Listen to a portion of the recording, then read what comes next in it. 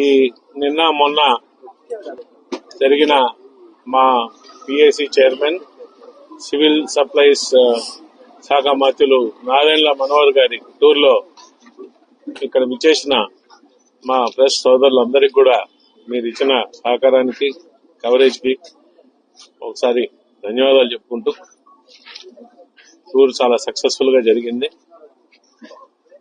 ఆ తర్వాత ఆదివారం ఉదయం మీరు ఆదివారం అయినా సెలవు దినం అయినా మార్నింగ్ మళ్లీ నిన్న రాత్రి వరకు ఉండి కవరేజ్ కి వచ్చారు.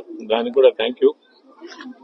జనసేన పార్టీ కంటిన్యూస్ గా ఏదో ఒక యాక్టివిటీ చేసుకుంటూ ఇవాళ నెల్లూరు పట్టణం అయితేమి, నెల్లూరు రూరల్ అయితేమి తన పార్టీ యొక్క బలాన్ని మేము రోజు రోజుకి పెంచుకుంటూ చేసుకుంటూ పోతున్న ఈ తరుణంలో ఆ భాగంగా ఇవాళ మా 16వ వార్డులో విజయలక్ష్మి గారు గునుకుల విజయలక్ష్మి, గునుకుల కిషోర్ గారి ఆధ్వర్యంలో ఈ free medical camp plus blood donation ఈ రెండు కూడా పెట్టడం జరిగింది. ఇది పెద్ద సంఖ్యలో జనాలు రావడం ఇక్కడికి ఒక సేవా కార్యక్రమంగా దీన్ని తీసుకోపోవడం నిజంగా కూడా అభినందనించే విషయం.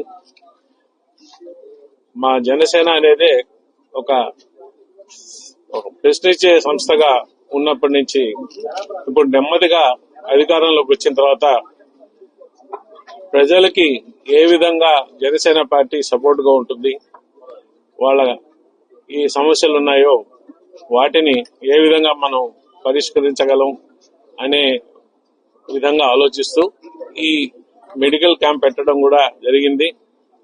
సంతోషకరమైన విషయం ఏంటంటే పవన్ కళ్యాణ్ గారు మన ఉప ముఖ్యమంత్రి పవన్ కళ్యాణ్ గారు ఎలక్షన్స్ ముందర ప్రతి ఒక్క కుటుంబానికి కూడా యూనివర్సల్ హెల్త్ కేర్ మా పాలసీ యూనివర్సల్ హెల్త్ కేర్ గురించి మాట్లాడుతూ ప్రతి ఒక్క కుటుంబానికి 25 లక్షల దాకా ఇన్సూరెన్స్ వచ్చే విధంగా మనం ప్రభుత్వం ఆంధ్రప్రదేశ్ ప్రభుత్వం చర్యలు తీసుకునే విధంగా మేము ఆ విధంగా పనిచేస్తామని చెప్పడం జరిగింది ఎలక్షన్స్ ముందర.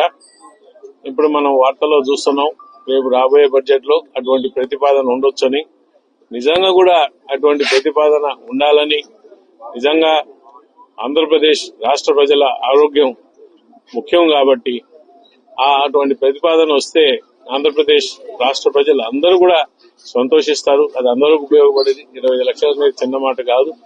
సో దానికోసం ఎదురు చూస్తూ ఈ లోపల ఇటువంటి సేవా కార్యక్రమాలు ఏవైతే చేస్తున్నారో వీళ్ళందరికీ జనసేన పార్టీ తరఫున ఇక్కడ మేము జమైన జనసేన పార్టీ నాయకులు వీర మహిళల తరఫున ధన్యవాదాలు చెప్పుకుంటూ ఈ ప్రోగ్రామ్స్ మరిన్ని కూడా ఇంకా చేసుకుంటూ ఒక రకమైన సామాజిక స్పృహతో చేసే ఈ ప్రోగ్రామ్స్ తో పాటు రాజకీయ స్పృహ కూడా పెంచుకుంటూ మహిళలు రాజకీయాల్లోకి ముందర రావాలని, వాళ్ళు రాజకీయంగా బాగా ఎదగాలని, జనసేన పార్టీలో మహిళలకి సముచితమైన స్థానం కల్పిస్తామని అందరి ముందర మేము చెప్తూ ఇది జనసేన పాలసీగా తీసుకొని చేస్తాం.